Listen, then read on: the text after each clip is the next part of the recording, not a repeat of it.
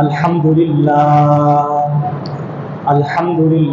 نحمدہ ونستعینہ ونستغفرہ ونؤمن بہ ونتوکل علیہ ونعوذ باللہ من شرور انفسنا ومن سیئات اعمالنا من يهده الله فلا مضل له ومن يضلل فلا هادي له ونشهد أن لا إله إلا الله وحده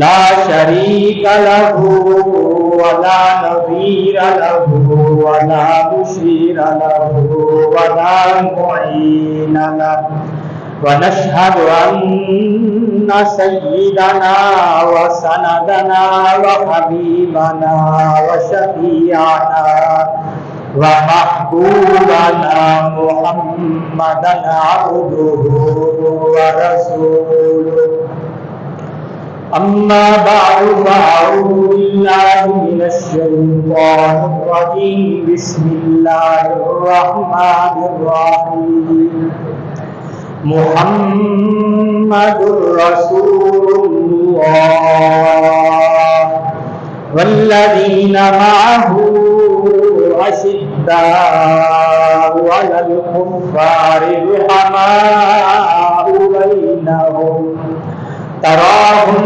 ركعا سجدا يبتغون فضلا من الله ورضوانا سيماهم في وجوههم من أثر السجود ذلك مثلهم في التوراة ومثلهم في الإنجيل صدق الله العظيم.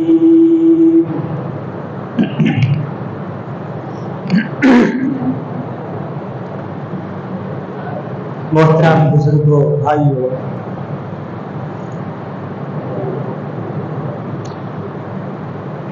ہم سب کا تین چیزوں کے ساتھ تعلق ہے. نمبر 1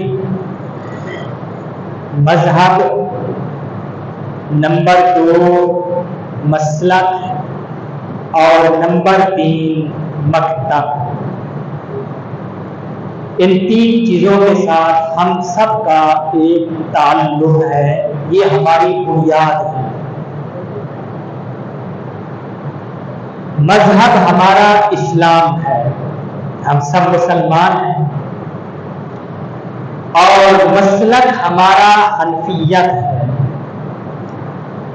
اور مکتب ہمارا مکتبہ فکر وہ ہے اہل سنت والجماعت. تمام مذاہب میں صرف ایک مذہب اسلام ایسا ہے جس میں نہ افراط پایا جاتا ہے نہ ہی تفریط پائی جاتی ہے، بلکہ اس میں صرف اور صرف اعتدال ہے، میانہ روی ہے.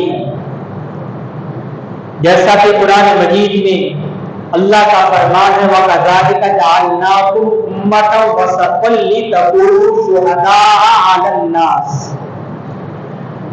کہ ہم نے تم کو درمیانی امت بنایا ہے، معتدل امت بنایا ہے.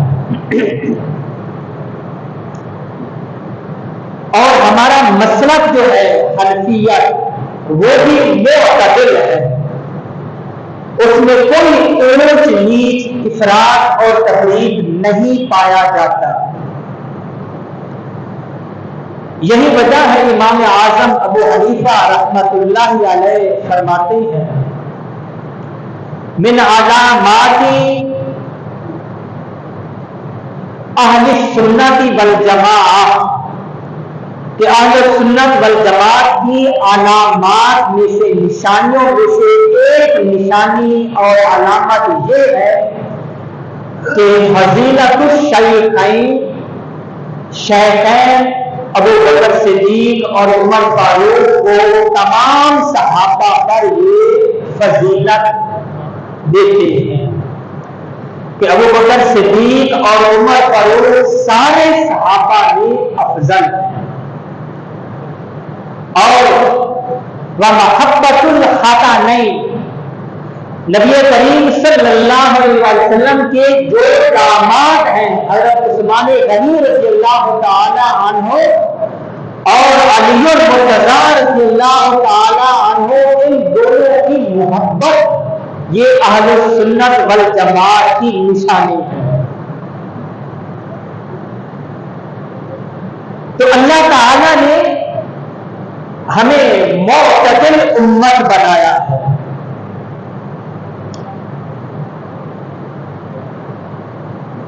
اس لیے ہم سب مسلمان امت مسلمہ اہل بیت سے بھی محبت کرتے ہیں، صحابہ کرام سے بھی محبت کرتے ہیں۔ ان دونوں کی محبت ہمارے ایمان کا حصہ ہے، اس لیے کہ یہ دونوں اہل بیت اور صحابہ کرام دونوں جماعتیں نبی کریم صلی اللہ علیہ وآلہ وسلم کی تربیت کی شاہکار ہے اور رب کا انتخاب ہے۔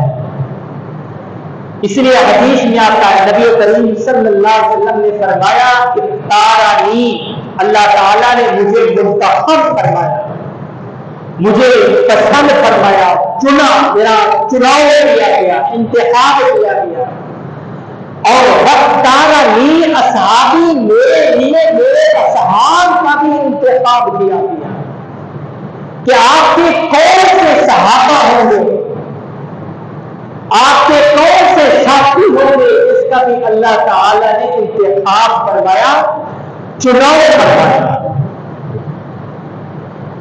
تو یہ دونوں اہل بیت اور صحابہ کرام،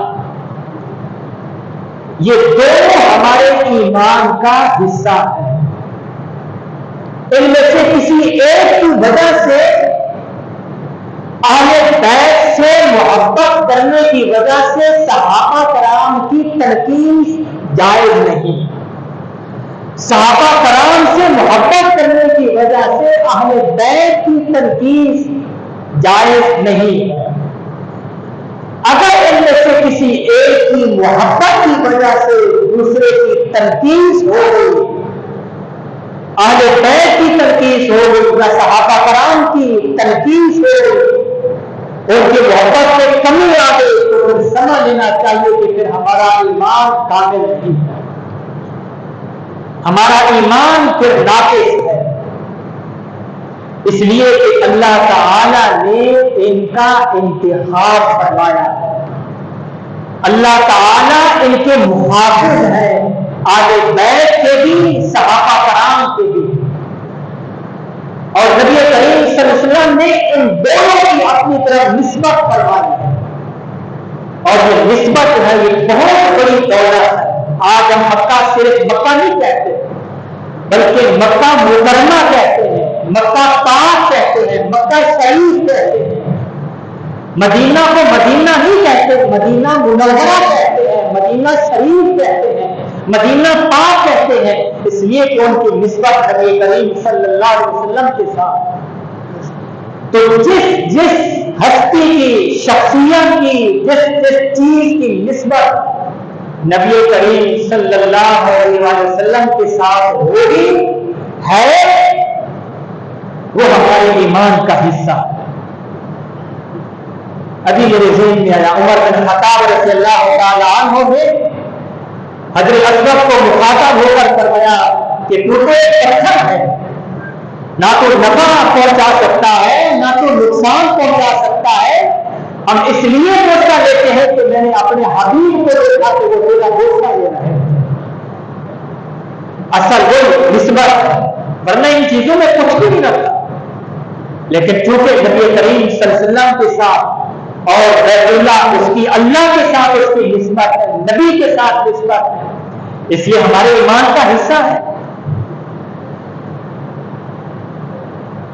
تو دونوں کی محبت لازمی ہے۔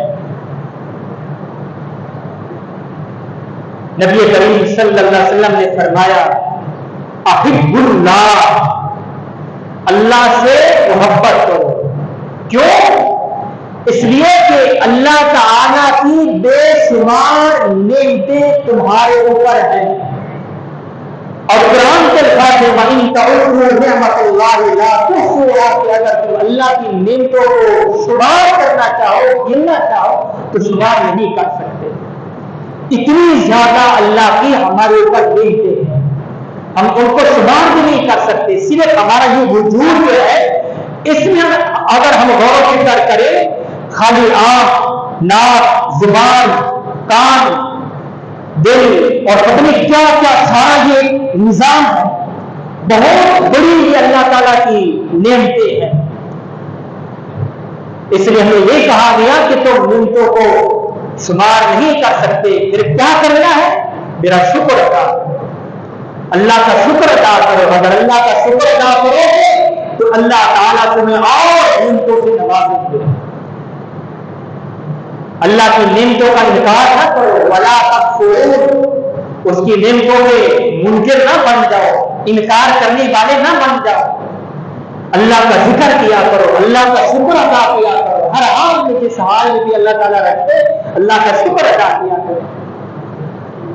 پتہ نہیں اللہ تعالیٰ ہم سے کس حال میں خوش ہے، اس لیے کبھی بھی ہماری زبان پر شکایت نہ ہو کہ اللہ تعالیٰ نے ہمیں ہی ان مصیبتوں کے لیے، بلاؤں کے لیے، تکلیفوں کے لیے چنا ہوا ہے، ایسا کبھی بھی نہ کہو۔ یہ ناشکری ہے، یہ کفر ہوگا۔ اس لیے اللہ نے فرمایا وَاشْكُرُونِي وَلَا تَكْفُرُونِ، میرا شکر کرو، ناشکری نہ کیا کرو، اور مجھے یاد کیا کرو، میں تمہیں یاد کروں گا۔ اس لیے ہم یہ کہہ سکتے ہیں کہ جب کوئی آدمی اللہ کو یاد کر رہا ہے، ہم کہہ سکتے ہیں کہ اللہ تعالیٰ اس کو یاد کر رہے ہیں۔ اللہ کا قرآن یقین کے ساتھ ہم یہ کہہ سکتے ہیں، بلکہ یہ ایمان ہے ہمارا کہ جو اللہ کو یاد کر رہا ہے، ہم اس کے بارے میں 100% یقین کے ساتھ کہہ سکتے ہیں کہ اللہ تعالیٰ بھی اس کو یاد کر رہے ہیں، بلکہ اس سے اچھی مجلس میں یاد کر رہے ہیں۔ اور آگے اللہ نے فرمایا وَأَحِبُّونِي لِحُبِّ اللَّهِ، مجھ سے محبت کرو، مجھ سے محبت کرو۔ کیوں؟ اس لیے کہ مجھ سے اللہ محبت کرتے ہیں، مجھ سے اللہ محبت کرتے ہیں۔ حب اللہ، کیونکہ اللہ مجھ سے محبت کرتے ہیں تو تم بھی مجھ سے محبت کرو اللہ کی محبت کی وجہ سے۔ اور آگے آپ نے فرمایا وَأَحِبُّ أَهْلَ بَيْتِي لِحُبِّي، کہ میری اہل بیت سے بھی محبت کرو۔ ان سے کیوں محبت کرنی ہے؟ لِحُبِّي، مجھ سے محبت کرنے کی وجہ سے، اس لیے کہ میں ان سے محبت کرتا ہوں۔ اور اہل بیت کہتے کسے ہیں یہ بھی ہمارے ذہن میں ہونا چاہیے۔ ایک بات ذہن میں رکھیں، دلوں میں وسعت ہونی چاہیے، کنجوسی نہیں ہونی چاہیے۔ صرف 5 تن پاک نہیں، سارے پاک ہے، جو نبی کے ساتھ لگتا ہے، سب ہستیاں پاک، آل بیت، صحابہ کرام 1,24,000 سارے کے سارے پاک ہیں، کیونکہ اللہ ان کی پاکی کی گواہی دے رہے ہیں۔ اللہ تعالیٰ ان کے دلوں کی صفائی کی، طہارت کی اللہ تعالیٰ خود گواہی دیتے ہیں۔ اولئک هم الصادقون، یہ صحابہ وہ ہیں جو سچے ہیں۔ اللہ تعالیٰ نے ان کے دلوں کو دیکھا اور خود اللہ گواہی دیتے ہیں کہ ان کے دل پاک صاف تھے، ان کے دل میں محبت تھی، ان کے درمیان محبتیں تھیں، سچے اور عادل تھے۔ خود نبی کریم صلی اللہ علیہ وسلم گواہی دے رہے ہیں اصحابی پر نجوم، کہ میرے سارے کے سارے صحابہ ستاروں کی طرح ہیں۔ فَبِأَيِّهِمْ اقْتَدَيْتُمْ، جس کی بھی پر اقتدا کرو کامیاب ہو جاؤ، جس کی بھی اقتدا کرو گے، ہاتھ تھامو گے، ہاتھ پکڑو گے، کامیاب ہو جاؤ۔ اصحابی حضور، میرے سارے کے سارے صحابہ ان صحابہ میں خلفائے راشدین خاص طور پر اور پھر اہل بیت. تو اہل بیت سے کیا مراد؟ دیکھیے اہل کہتے ہیں والے، اہل کا معنی ہوتا ہے والے، اور بیت کہتے ہیں گھر کو، گھر والے. گھر والے دو ہوتے ہیں، بیویاں ہوتی ہیں، اولاد ہوتی ہیں. تو اس سے مراد نبی کریم صلی اللہ علیہ وآلہ وسلم کی ازواج مطہرات، بلکہ اس کی 4 قسمیں. نمبر 1 اہل بیت فی نسب، نسب میں وہ عبد المطلب کی اولاد. اور نمبر 2 سکنا، کہ آپ کے گھر میں کون رہتے تھے، آپ سے ازواج مطہرات تھی جن کے بارے میں اللہ کا قرآن ہے. اللہ کا قرآن کہتا ہے امہاتہ ازواجہ، کہ نبی کریم صلی اللہ علیہ وسلم کی ازواج مطہرات، آپ کی پاک بیویاں، وہ ساری کی ساری اس امت کی مائیں. اس لیے کبھی کبھی جب کسی کا نام آتا تو میں اماں کہتا ہوں، اماں عائشہ صدیقہ رضی اللہ تعالی عنہ، اماں خدیجہ رضی اللہ تعالی عنہ. اماں خدیجہ یہ آپ کی پہلی بیوی محترمہ تھی، اور جب ان سے شادی ہوئی تو اماں خدیجہ کی اس وقت عمر 40 سال تھی، اور نبی کریم صلی اللہ علیہ وسلم کی عمر مبارک 25 سال تھی. اس سے یہ بھی معلوم ہو کہ صرف یہ نہیں دیکھنا چاہیے کہ بس میں سے شادی کروں گا اور دوسری خواہشات پوری کروں گا، بلکہ سیرت کی مقصود ہے، سیرت مطلوب ہے. اور ان کی بڑی سیرت کے حامل تھی حضرت خدیجہ رضی اللہ تعالی عنہا. اس لیے نبی کریم صلی اللہ علیہ وسلم کو بہت زیادہ یاد کیا کرتے تھے. حضرت عائشہ صدیقہ رضی اللہ تعالی عنہا وصف کیا کرتے تھے نبی کریم صلی اللہ علیہ وسلم ان کو جب یاد کیا کرتے تھے کہ کیسی خوش قسمت ہے اماں خدیجہ رضی اللہ تعالی عنہا کہ ہر لمحہ ان کو نبی کریم صلی اللہ علیہ وسلم یاد کیا کرتے تھے، کبھی بھی آپ ان کو نہیں. تو ازواج مطہرات یہ بھی اہل بیت، گھر والیاں. اور ولادت، آپ کے نواسے، آپ کی نواسیاں. حضرت فاطمہ الزہرا رضی اللہ تعالیٰ یہ آپ کی سب سے چھوٹی اور لاڈلی بیٹی تھی.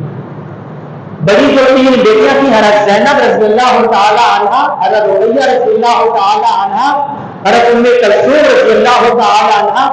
وہ اللہ کو پیاری ہوئی تھی، چونکہ یہ اکیلی تھی اور چھوٹی بھی تھی، اس لیے کہ ان سے زیادہ محبت تھی.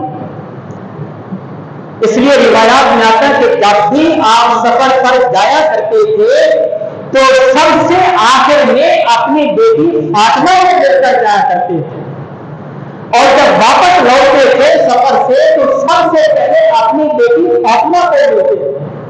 پیار تھا، محبت تھی. روایت میں آتا ہے ایک مرتبہ گھر میں تشریف لے گئے تو جو کہ آپ کی پہلی جو بڑی جو 3 بیٹیاں تھیں وہ اللہ کو پیاری ہو رہی تھی، اور صرف حضرت فاطمہ رضی اللہ تعالیٰ عنہ تھی، اور آپ کے 2 نواسے تھے اور حضرت علی المرتضیٰ تھے.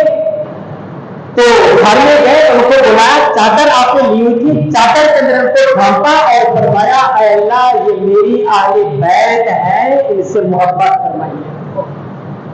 حضرت ام سلمہ آپ کی بیوی وہ چادر میں داخل ہوئی تھی تو آپ نے فرمایا ام سلمہ آپ کے کہنے سے ہی میری اہل بیت میں داخل ہے. انما یرید اللہ لیطہرکم اہل البیت. اہل بیت کی جب آیت نازل ہوئی تھی تو اس وقت یہ آپ کے ازواج مطہرات ہی تھی. اس آیت کی وجہ سے آپ کے ازواج مطہرات وہ آپ کی اہل بیت ہے، اور پھر ان کو بھی آپ نے شامل فرمایا اپنی اولاد کو، نواسے کو. حضرت علی المرتضیٰ، حضرت فاطمہ الزہرا رضی اللہ عنہ ان کو بھی اس میں داخل فرمایا. اور چوتھی قسم کے خونی رشتہ نہ ہو، اعزازاً ان کو اہل بیت میں شامل کرنا، جیسا کہ سلمان رضی اللہ تعالیٰ عنہ کے بارے میں آتا ہے. آپ نے فرمایا سلمان منا اہل البیت. اور حضرت باسیلہ بن اسبا حضرت جریر بن عبداللہ باجلی رضی اللہ تعالیٰ عنہ، اس طرح اور صحابہ کرام اعزازی طور پر آپ نے ان کو اہل بیت میں شامل فرمایا، اگرچہ خون کا رشتہ نہیں تھا۔ تو بہرحال میں یہ عرض کر رہا تھا، نبی کریم صلی اللہ علیہ وسلم نے فرمایا میری اہل بیت سے محبت کرو اور میرے صحابہ سے بھی محبت کرو۔ دونوں کے بارے میں آپ یہ فرما رہے ہیں، صحابہ بھی میرے، اصحابی میرے صحابہ۔ صحابہ کی آپ اپنی طرف نسبت فرما رہے ہیں، اور واحد اہل بیتی میرے اہل بیت، اہل بیت کی بھی اپنی طرف نسبت فرما رہے ہیں، دونوں کی اپنی طرف نسبت فرما رہے ہیں۔ بتانا یہ چاہتے ہیں کہ دونوں سے محبت کرو، ان میں سے کسی ایک کی وجہ سے دوسرے کی محبت میں کمی نہ آئے۔ اور آپ نے فرمایا، ایک روایت میں آتا ہے، اذکرکم اللہ فی اہل بیتی، میں تمہیں اپنی اہل بیت کے بارے میں اللہ سے ڈراتا ہوں، ان کے حقوق کے بارے میں تم کو میں یاد دلا رہا ہوں کہ ان کے کیا حقوق ہیں، ان کے حقوق کو پورا کرنا، میری اہل بیت کے حقوق کو پورا کرنا۔ کیا آپ کا پیار تھا اہل بیت سے؟ حضرت علی المرتضیٰ رضی اللہ تعالیٰ عنہ کے بارے میں آتا ہے، کسی ایک محاذ پر جب ان کو بھیجنے لگے تو آپ نے دعا فرمائی، اے اللہ میری موت سے پہلے علی واپس آ جائے۔ یہ محبت تھی، پیار تھا اہل بیت سے۔ حضرت عمر فاروق رضی اللہ تعالیٰ عنہ کے زمانے میں قحط سالی ہو گئی تھی، تو آپ حضرت عباس رضی اللہ تعالیٰ عنہ کو لے کر گئے اور ان کا واسطہ دے کر اللہ سے دعا کی کہ اے اللہ یہ آپ کے حبیب کے چچا ہیں، میں ان کا واسطہ دے کر آپ سے بارش مانگتا ہوں۔ ابو بکر صدیق رضی اللہ تعالیٰ عنہ فرمایا کرتے تھے کہ اہل بیت نبی کریم صلی اللہ علیہ وسلم کے جو قرابہ دار ہیں وہ میرے قرابہ داروں سے کہیں زیادہ ہے، اس لیے بہت زیادہ ان کے ساتھ پیار کیا کرتے تھے، ان کے حقوق کو ادا کیا کرتے تھے۔ تو بہرحال صحابہ کرام بھی ہمارے ایمان کا حصہ اور اہل بیت بھی ہمارے ایمان کا حصہ ہے۔ صحابہ کے بارے میں خود اللہ بھی گواہی دے رہے ہیں اور نبی کریم صلی اللہ علیہ وسلم بھی گواہی دے رہے ہیں کہ یہ سارے کے سارے عادل ہیں، سچے ہیں، متقی پرہیزگار ہیں۔ اور اللہ کا قرآن رحماء بینہم اشداء علی الکفار رحماء بینہم تراہم رکعا سجدا، کہ آپ ان کو دیکھو گے کبھی یہ رکوع کی حالت میں ہیں، کبھی سجدے کی حالت میں ہیں، اللہ کی عبادت میں لگے ہوئے، اور اس سے ان کا مقصد یبتغون فضلا من اللہ، اللہ کا فضل مقصود ہے، ورضوانہ اور اللہ کی رضامندی مقصود ہے۔ ذالک مثلهم فی الانجیل، یہ وہ شخصیات ہیں صحابہ کرام، یہ وہ شخصیات ہیں کہ جن کا ذکر سابقہ کتاب تورات کے اندر بھی ہے، ومثلهم فی الانجیل، اور ان کا ذکر انجیل کے اندر بھی ہے۔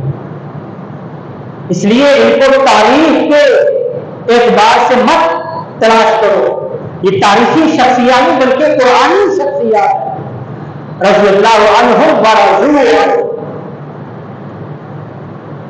تو دونوں یہ، بلکہ آپ ہم یوں سمجھیں کہ چہرے کی خوبصورتی جو ہے وہ دونوں آنکھوں سے ہوتی ہے، دونوں آنکھیں سنگین ہو تو چہرے کی خوبصورتی ہوتی ہے، اور اگر ایک آنکھ خراب ہو جائے تو دوسری آنکھ بھی متاثر ہو جاتی ہے۔ یہی مثال ہے اہل بیت اور صحابہ کرام کی، دونوں ہو گئے تو اسلام کی خوبصورتی ہے، اسلام خوبصورت گلدستہ، اور اگر اللہ نہ کرے ان میں سے کسی ایک کے بارے میں ہمارے دلوں میں کمزوری پائی گئی، آپ کے ازواج مطہرات، آپ کے نواسیاں، آپ کی اولاد، اگر اور اسی طریقے سے صحابہ کرام ان میں سے کسی ایک کے بارے میں بھی کمزوری آئے گی تو پھر ہمارا دین خوبصورت نہیں ہے، پھر ہمارا دین کمزور ہوگا، ناقص ہوگا۔ تو صحابہ کرام یہ قرآنی شخصیات، اس لیے کسی ایک صحابی کے بارے میں بھی الیاذ باللہ حضرت امیر معاویہ رضی اللہ تعالیٰ کے بارے میں خود مجھ سے انہی دنوں میں ایک آدمی نے سوال کیا۔ جب اللہ تعالیٰ ان کے بارے میں فرما رہے ہیں تو پھر ہمیں یہ حق ہی نہیں بنتا کہ ان کی کسی بات کو لے کر ہم کوئی بات کریں؟ ہماری حیثیت کیا ہے؟ اس لیے حدیث میں یہ آتا ہے، نبی کریم صلی اللہ علیہ وسلم نے فرمایا میرے اصحاب کو غانی نہ دو۔ روزانہ یہ ہر جمعے میں آپ خطبے کے اندر جمعے کے خطبے میں آپ سنتے ہیں، آپ نے فرمایا اللہ فی اصحابی، کہ میں تمہیں اپنے صحابہ کے بارے میں اللہ کا واسطہ دیتا ہوں، لا تتخذوہم من بعدی غرضا، ان کو کانوں تشنیع کا نشانہ نہ بنا دینا۔ آپ نے آگے فرمایا فمن احبہم فبحبی احبہم، کہ ان سے محبت کرو، فمن احبہم فبحبی احبہم، ان سے محبت کرو، کیوں کہ مجھ سے محبت کرتے ہو، مجھ سے محبت کرنے کی وجہ سے ان سے محبت کرو۔ فمن ابغضہم فبغضی ابغضہم، اور آپ نے فرمایا جو ان سے بغض کرے گا وہ اس لیے ان سے بغض کرے گا کہ اس کو اصل میں مجھ سے دو۔ ان سے محبت اس لیے ہے کہ اس کو نبی سے محبت ہے، نبی سے محبت ہے تو صحابہ کو اس کو محبت ہے، اگر نبی سے اس کو بغض ہے تو پھر اس کو صحابہ سے بھی بغض ہے۔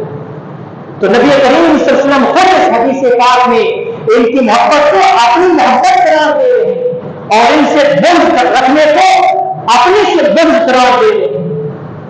اس لیے اللہ کا واسطہ دے رہے ہیں نبی کریم صلی اللہ علیہ وسلم کہ تمہیں اللہ کا واسطہ میرے کہا ہے، یہ میرے صحابہ ہیں، ان کے بارے میں اپنی زبان محفوظ رکھنا۔ تو بہرحال میرے عزیزوں، آج کا جو میرا موضوع جو تھا، ٹاپک جو تھا، وہ یہ دونوں شخصیات ہیں، اہل بیت، ان سے بھی محبت ہو لیکن ایسی محبت ہو کہ صحابہ کی محبت میں کوئی کمی نہ آئے، صحابہ سے بھی ایسی محبت ہو، اس طرح محبت ہو کہ اہل بیت کی محبت میں کمی نہ آئے، ورنہ پھر ہمارا ایمان، ہمارا اسلام ناقص ہوگا، کمزور ہوگا، عیب دار ہوگا۔ تو بہرحال اللہ تعالیٰ ہمارے دلوں میں ان کی محبتیں، کامل محبت پیدا فرمائے، اس لیے کہ کامل محبت ہوگی تو پھر ہمارا ایمان بھی کامل ہوگا، اگر کامل محبت نہیں ان شخصیات سے تو پھر ہمارا ایمان بھی کامل نہیں ہوگا، ناقص ہوگا۔ اللہ سمجھنے کی توفیق عطا فرمائے۔